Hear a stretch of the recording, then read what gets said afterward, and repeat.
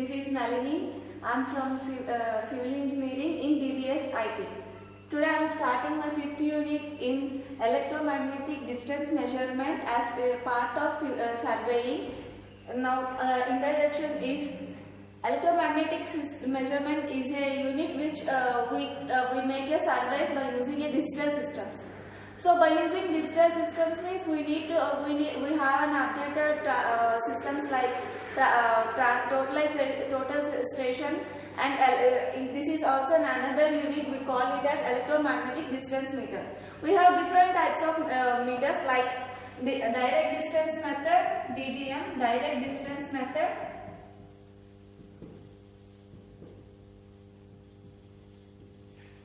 and ODM, like optical distance method,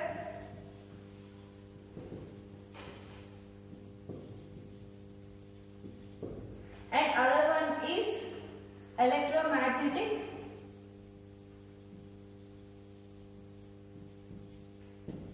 distance method. By using these methods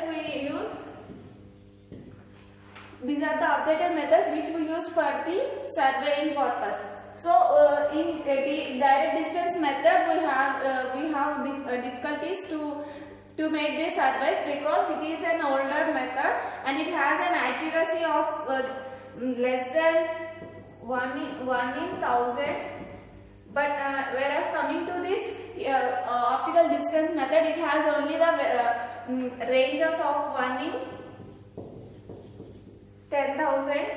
Whereas, but coming to the electromagnetic system, it has an accuracy of up to 100 kilometers within a range it can view. That is, it can view up to 100 kilometers of distance. So now coming to the next topic of basic concepts of electromagnetic system. Basic concepts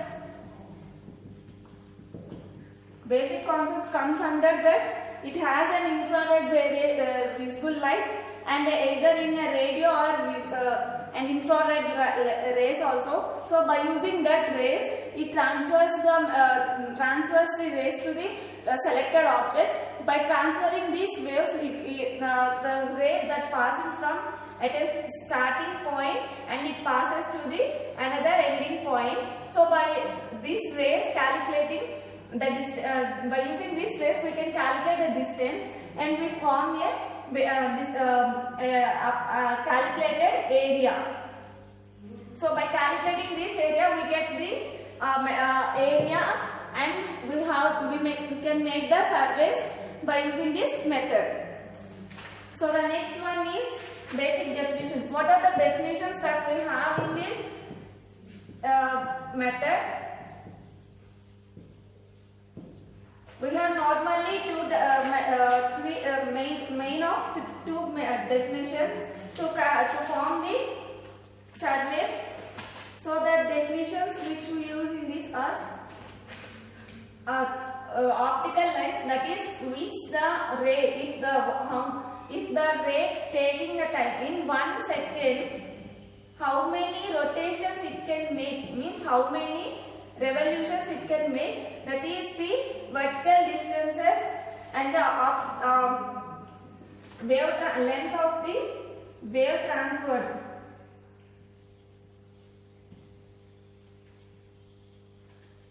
That is, in 1 second, how many number of rotations this can make.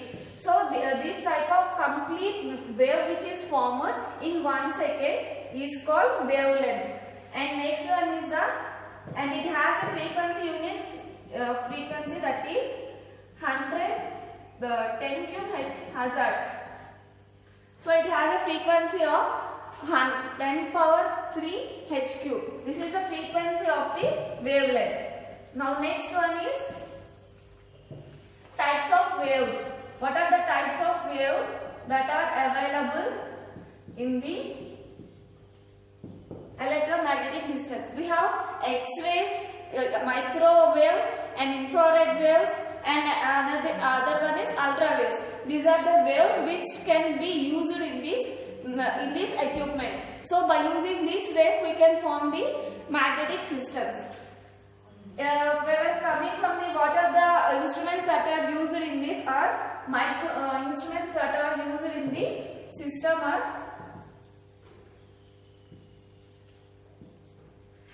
we have microwave instrument, and this microwave instrument was used by Dr. T.L. Wadley in 1950 in South Africa.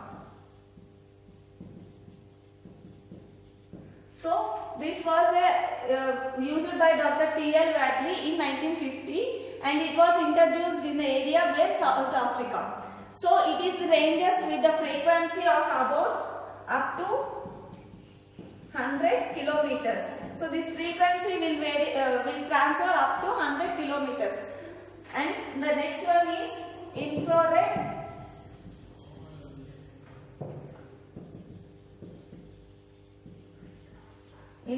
instrument. So by using this instrument, we use here a prism reflector. So by using this, we can transfer the light to the other side. Here using the prism reflector means by transferring this wave, we need an instrument called prism reflector. So by using this prism reflector, the waves which are forming here will reflect to the other direction. So that here we can find a detector, and here we find a reflector. By using this reflector, we can transfer this wave to the same direction, so that we can find the distance which we have formed there. This is a process which we find in the infrared method. The next one is light wave instrument. By using light wave instrument, these are propagated by the modulator light. Means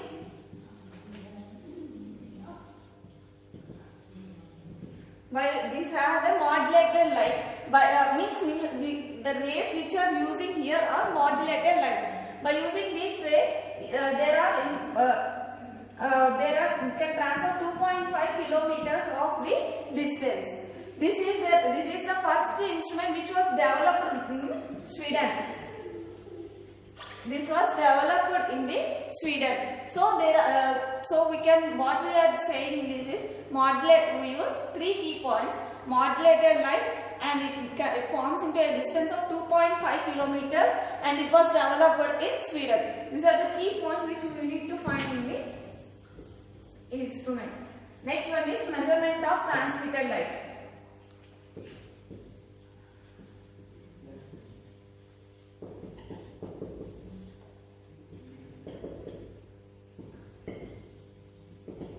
So measurement of transmitted light. This is the concept which we want to find in this case. So this is a reflector, and it is a receiver. So from this reflector, the light was passing to the other side. The light passes from A to B. Now the light reflecting in a waveform is in this method. So it forms in the undulating manner. Next again, if we provide any reflector here, prism reflectors, it transfers the light waves to the opposite direction in the same way just it was formed in the dotted line. By using this, the light was transferred in again to the same direction, that is B dash to A, by using this in the dotted line. So again coming to if it was continued, then we can find it is in a continuous line up to B, and was an extended line with the dotted line. So the distance coming from which A to B is equal to D distance, and from A to A dash we can find a D dash. It is a distance we have found in this direction. So here the angle is 0 degrees, but whereas coming to this here we can find 180 degrees. So total 180 degrees direction we will find the wavelength as in this manner. So this is the measurement of transmit light. Now the next topic is on electronic theodolite.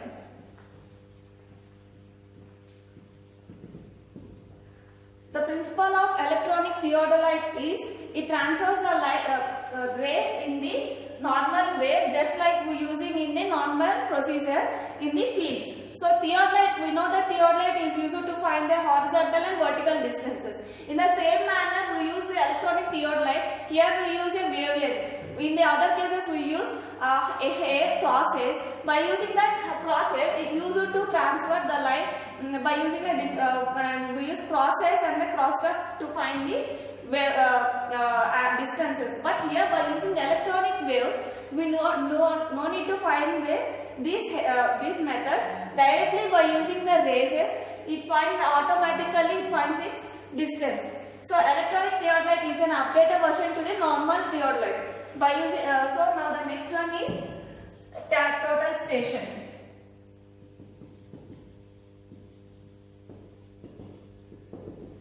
So total station is an updated version from all these instruments which we using in the survey. Total station is the combination of electronic theodolite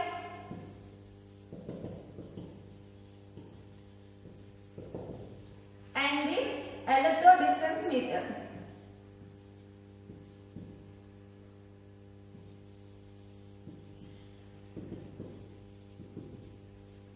So it is a combination of electronic theodolite and electromagnetic distance. So by using these two, we don't need to find any distances by using any tape or chains, etc. So directly we can point out the object which we need to from the starting point A, and we have another station at B. We can directly transfer this. We can locate this point directly. So by locating this point, we don't need to find any reflector or any other instruments. By locating this, by using the satellite method, it can directly find the distance which we need to find in the area. And at the same time, it also finds not only the distance, it also finds the area topographic view which was it had in the undulations. So all these requirements were filled with the total station. By using that, it also has a storage capacity that it can store what the program we have done in the instrument. So by saving this, we can directly find the ways which we need to complete. Now what are the fundamentals we have in the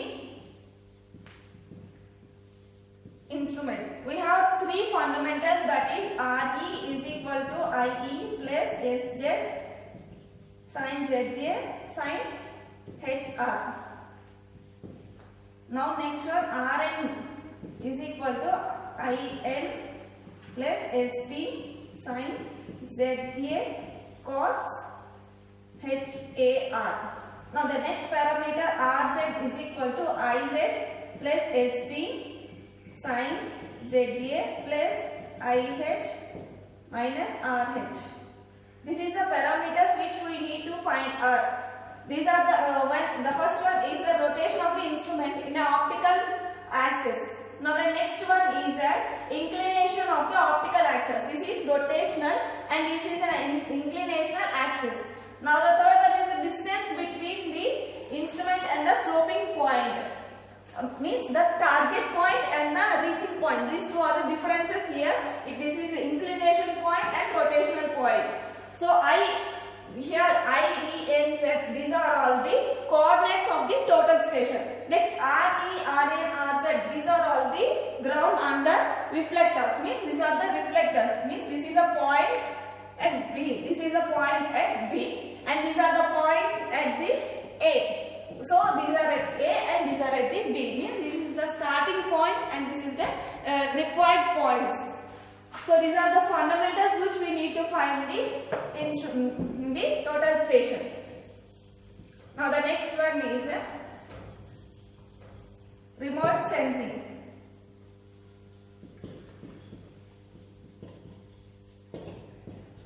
Remote sensing is a method which we use in the older days to find in a science, that is, it forms a rays without touching or seeing. By directly forming the senses, we can find that the waves which we need to find. So the principles in the remote sensing are it has a detection capacity and discrimination capacity.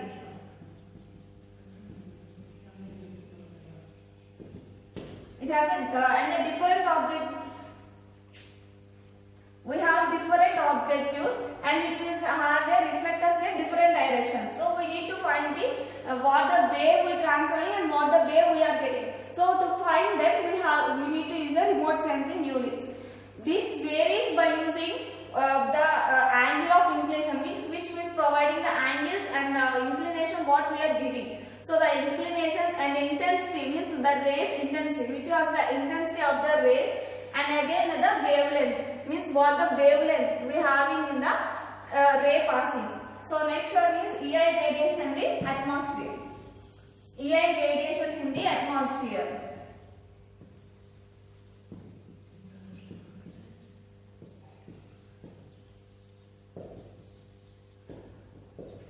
So EI radiations means the radiations which we passing in the atmosphere, and what are the effects we are getting in this by this radiation. So it has two types of radiation, that is selective and non-selective. These are the two types of radiations which we are choosing. Again, selective has two types of radiations that have scattering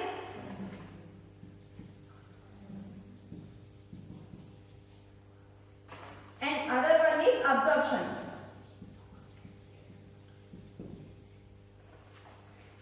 We have in scattering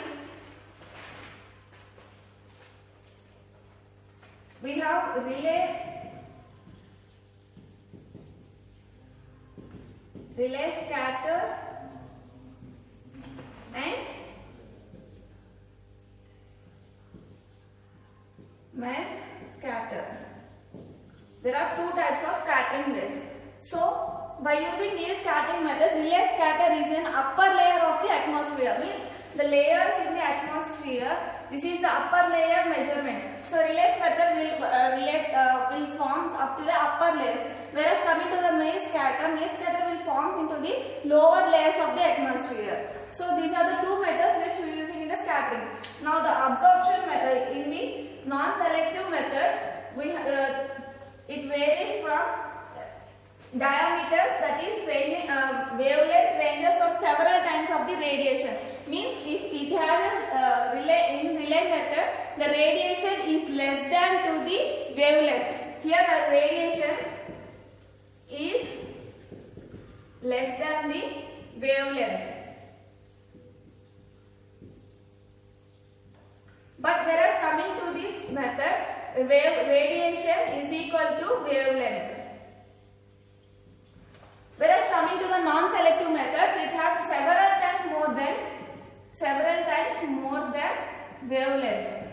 So it is the variations in the non-selective methods. Now coming to the interaction of radiation with the Earth surface. It has several types of interactions in the Earth surface. In this we have the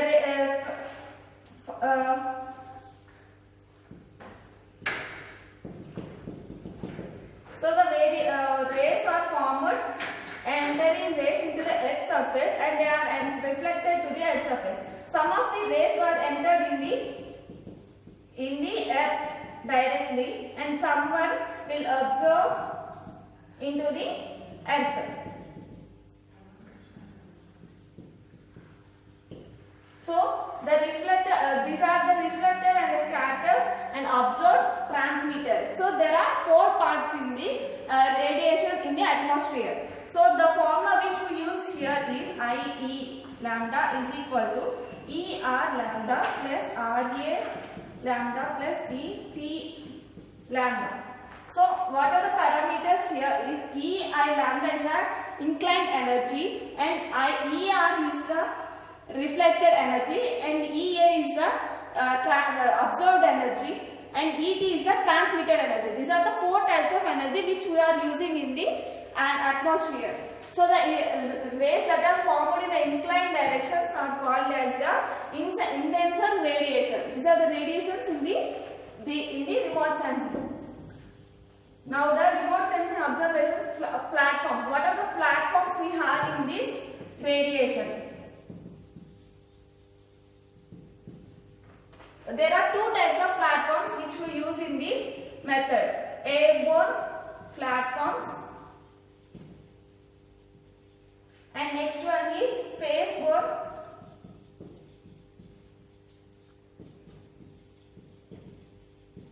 platforms. So these are the two types of platforms we have. In airborne platforms, it is an older method which we capture the images by sending the camera with the help of a balloons or any pigeons. But these are the older methods and it was failed because of the movement. So next, this is again used in the military purposes. Now and it is a difficult process. Now coming to the spaceborne platform. Spaceborne patterns are used in the satellite base, so we don't have any obstructions in the atmosphere. They are in the spaces, so they do not provide any obstructions in the method. Now the next one is sensors. What are the sensors we use in this method, sir? To detect this we have energy, reflex, altitude and the spectral bandwidth. These are the sensors which we used in the methods. Now the applications of the remote sensor. These are used in a various forms. One is agriculture.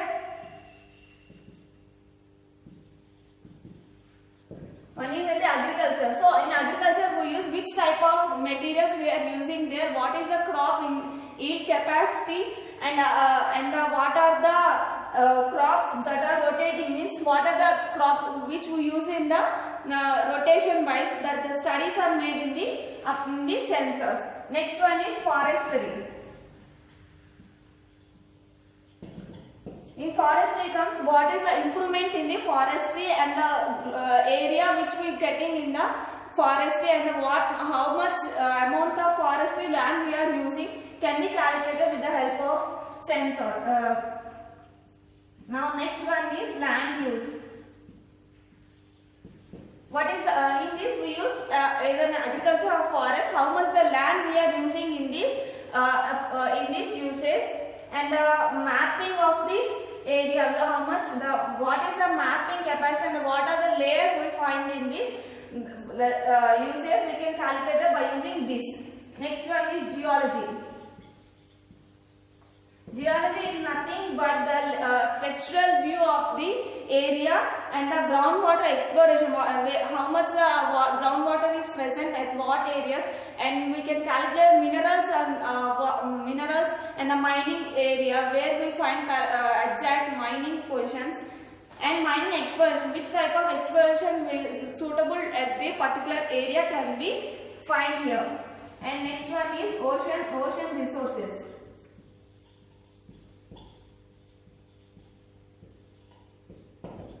Ocean resources, we have the wealth of ocean. What means how much the water is present at the area, and at what area the ocean is occupied, and coral reef or mapping means the potential fishing capacity can be found in the areas. Facilities management. Facilities management means locating pipes and cables which are present in the required area, and balancing the land with electrical networks, and planning the facility maintenance, tracking energy uses, means how much energy we are using can be tracked with the help of that. And disasters. Disasters means mapping including area damage, means how much the area was damaged with the effect of any floods or anything. And if any damages are going to occur, they will be indicated with the help of this disaster management. And disaster evaluations. Disaster evaluations means they are contouring, sloping areas, so where the contours are provided, how much of land is sloped with the parallel land, like that other sloping disasters can be found in this method.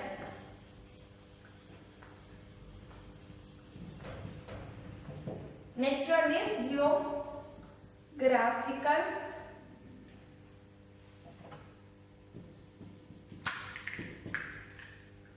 information system means GIS.